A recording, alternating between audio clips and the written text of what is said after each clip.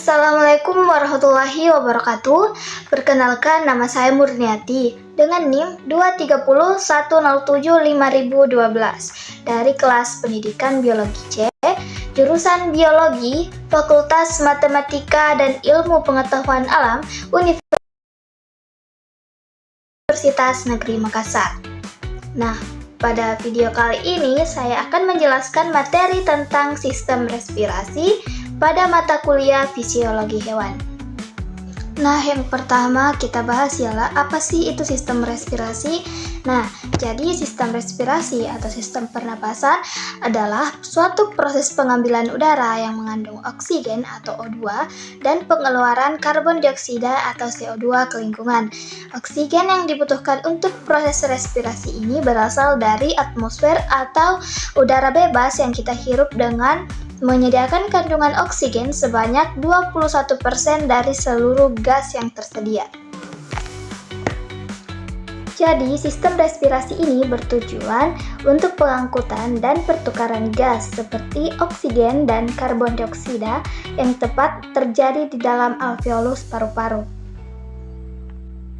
Nah, bagaimana sih mekanisme pertukaran oksigen dan karbon dioksida? Nah, jadi mekanismenya yang pertama, di mana mekanisme ini oksigen masuk ke dalam saluran pernapasan dan saat bersamaan pula karbon dioksida juga dibawa oleh kapiler darah dalam bentuk senyawa biokarbonat dan ion karbonat. Kedua, karbon dioksida yang berada di kapiler darah akan dilepas secara difusi oleh darah untuk nantinya masuk ke dalam alveolus.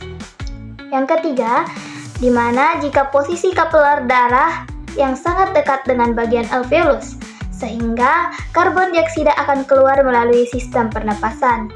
Kemudian yang keempat, oksigen akan masuk ke dalam kapiler darah secara difusi, yang kemudian diikat oleh hemoglobin yang membentuk kompleks HbO2.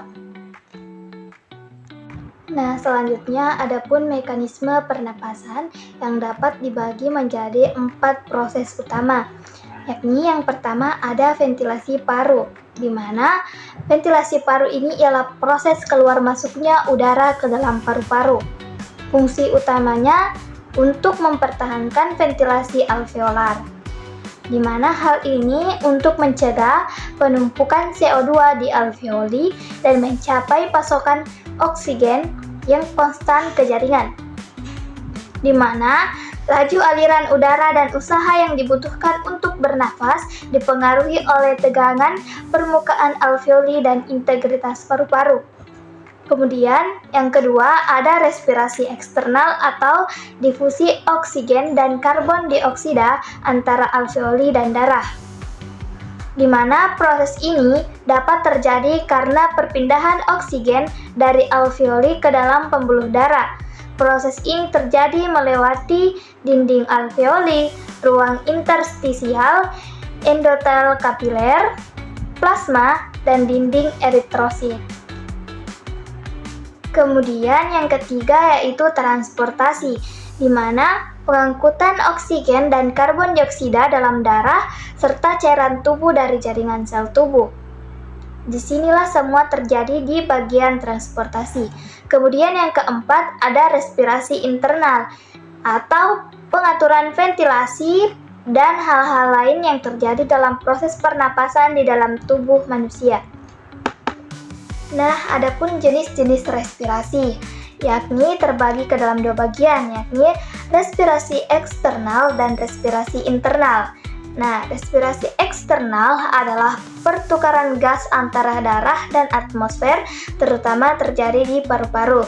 Sedangkan respirasi internal adalah pertukaran gas antara darah dan sel jaringan di seluruh bagian tubuh. Selanjutnya, adapun organ yang mendukung berjalannya proses pernapasan, yang dimana dimulai dari hidung, lanjut ke rongga hidung, kemudian sinus paranasal, kemudian masuk ke laring, trakea, bronkus, dan paru-paru yang mengandung kantung-kantung kecil yang disebut alveoli. Nah, Pada manusia, sistem respirasi dibagi ke dalam dua bagian, yakni ada saluran atas dan saluran bawah. Saluran atas terdiri dari bagian rongga dada dan saluran bawah terdiri dari bagian dalam rongga dada. Selanjutnya, adapun proses pernapasan pada manusia yang dimulai dari udara masuk melalui lubang hidung, kemudian ke rongga hidung, di mana rongga hidung dan mulut ini dipisahkan oleh langit-langit yang memiliki dua bagian, yakni langit-langit keras bertulang dan langit-langit lunak berotot. Kemudian ada vestibulum hidung dengan rambut-rambut yang berfungsi untuk menyaring udara yang akan masuk. Kemudian 3 konse hidung yang berupa tonjolan-tonjolan yang tertutup mukosa dan berfungsi untuk menyaring, memanaskan, dan melembabkan udara sebelum ke paru-paru. Rongga hidung ini dikelilingi oleh sinus paranasal yang menghasilkan lendir lalu mengalir ke hidung. Jadi ini yang menghasilkan lendir sehingga kita bisa mengalami proses ingusan. Selanjutnya lanjut ke faring atau tenggorokan yang dimana menghubungkan rongga hidung dengan mulut, dimana faring ini memiliki 3 daerah, yaitu ada nasofaring, ada orofaring, dan ada laryngofaring. Setelah itu terdapat laring atau kotak suara, di mana menyediakan jalan napas dan juga tempat produksi suara. Laring ini terdiri dari berbagai tulang rawan, termasuk epiglotis yang tetap terbuka untuk aliran udara, dan ketika menelan maka salurannya akan tertutup. Lanjut, setelah laring ada trakea di bagian tenggorokan yang menghubungkan ke paru-paru, di mana trakea ini terbagi menjadi 2 bronkus utama, yaitu bronkus kanan dan bronkus kiri, dan masing-masing memiliki bronkus sekunder. Lalu berlanjut ke bronchioulus yang diameternya lebih kecil dari trakea tersebut. Lalu berlanjut ke alveoli, cabang dari bronchioulus. Jadi di alveoli inilah titik terakhir pernapasan diolah jadi masuknya oksigen ke paru-paru, lalu di situ pula terjadinya karbon dioksida untuk diproses keluar. Jadi proses masuk udara hingga diproses dalam alveoli atau paru-paru itu pada manusia. Selanjutnya kita akan membahas sistem respirasi dari aves. Nah, aves atau burung ini ialah hewan yang bisa terbang dan tidak memiliki organ paru-paru. Jadi pada burung ini tidak memiliki paru-paru dan alveoli. Dan yang berperan sebagai paru-paru ialah pembuluh darah yang disebut parabronki. Nah, saluran udara pada parabronki itu bercabang-cabang, dan disinilah terjadi pertukaran udara karena adanya pembuluh kapiler darah yang akan berdampingan dengan pembuluh udara tersebut. Pada burung terdapat 9 kantung udara yang tersebar.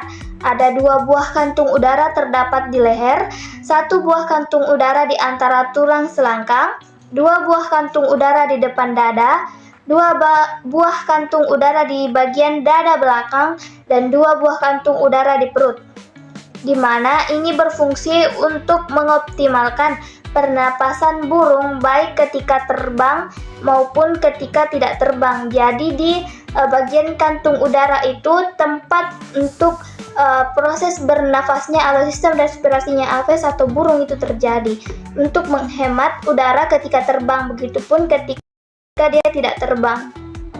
Selanjutnya kita akan membahas sistem respirasi dari amfibi, di mana amfibi adalah salah satu hewan yang mengalami metamorfosis sempurna. Contoh yang bisa kita ambil adalah katak, di mana ketika masa kecilnya katak berada dalam fase berudu dan bernafas menggunakan insang seperti hewan Pisces, di mana insang berudu ini terdiri dari 3 pasang dan masing-masingnya akan bergetar, di mana ketika insang katak ini bergetar, maka oksigen yang terkandung atau terlarut di dalam air akan masuk ke dalam kapiler darah dari berudu dan selanjutnya akan diteruskan ke seluruh tubuhnya. Begitupun seterusnya ketika dia berada di dalam fase berudu. Nah,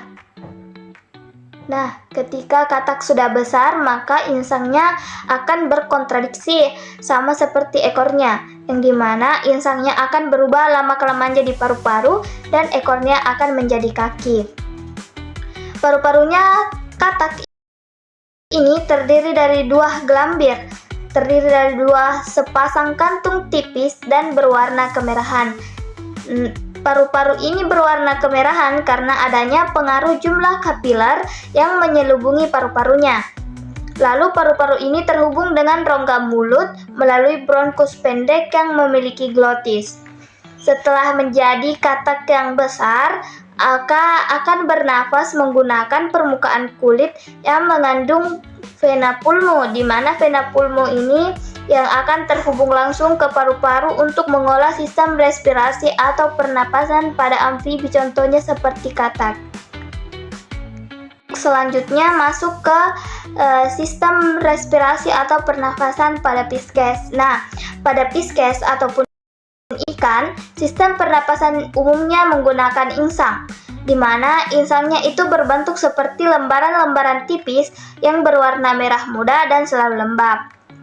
Di mana insang ini banyak mengandung kapiler darah yang berfungsi menghubungkan antara jaringan tubuh sehingga pertukaran oksigen dapat berlangsung. Apalagi Pisces berada di dalam air sehingga oksigen yang berada di dalam air itu kandungannya kurang.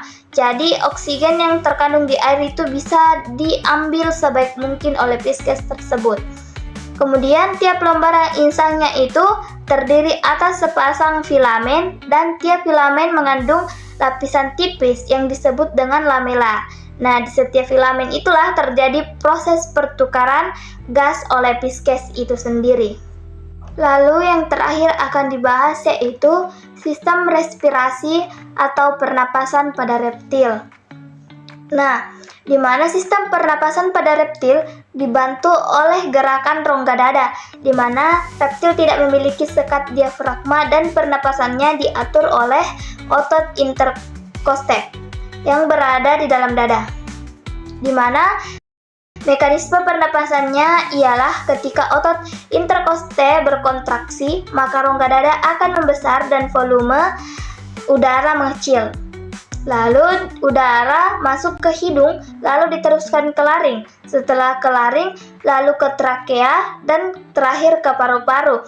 Jadi proses pernapasan pada reptil ini hampir sama dengan amfibi yang sudah dewasa tadi. Tapi ia itu mengelupkan gaya dada sehingga memperoleh oksigen yang lebih banyak. Sedangkan pada amfibi atau katak yang besar tadi itu dia memperoleh oksigennya dari kulitnya, tapi sama-sama diolah di paru-parunya. Terima kasih, itulah materi tentang sistem pernapasan dan respirasi pada hewan yang dapat saya sampaikan. Jika ada salah kata, mohon dimaafkan. Wassalamualaikum warahmatullahi wabarakatuh.